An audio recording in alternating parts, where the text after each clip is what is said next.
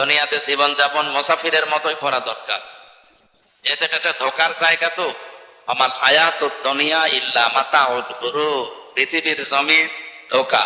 200 বছর আগে যে লোকটা বিদায় নিয়েছে, আমি যে বাড়িতে থাকি এ বাড়ির মালিক সেই লোকটাই ছিল। সে এখন আসলে আমি উঠতে দেব? কি অবস্থা দেখেন তো দুনিয়া। মানুষের অন্তরের ভেতরে যদি ভয় তৈরি করতে হয় যে দুইটা জিনিস বেশি কার্যকর, তার ভেতরে একটা মরণ। আমার মতো আপনার মতো বহু রাজা মহারাজা এখানে শুয়ে আছে, কথা বলে না কেন?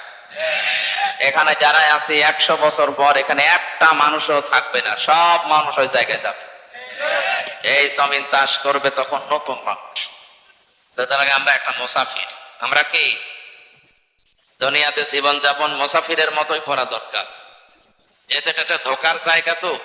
আমার হায়াতুদ দুনিয়া ইল্লা মাতাউল গুরুর, পৃথিবীর জমিন ধোকা। কে বলছেন বলেন?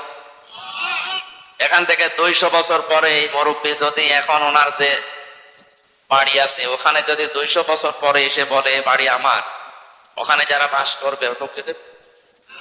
কিসের মুরব্বী? বলেন উনি এই বাড়ির জন্য কত কিছু করেছে দুনিয়া, অথচ তারাই মাত্র 200 বছর পরে আর দিচ্ছে। এইটাই বাস্তবতা।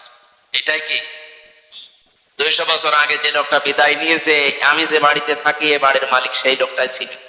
সে এখন আসলে আমি উঠতে দেব? কি অবস্থা দেখেন তো দুনিয়া।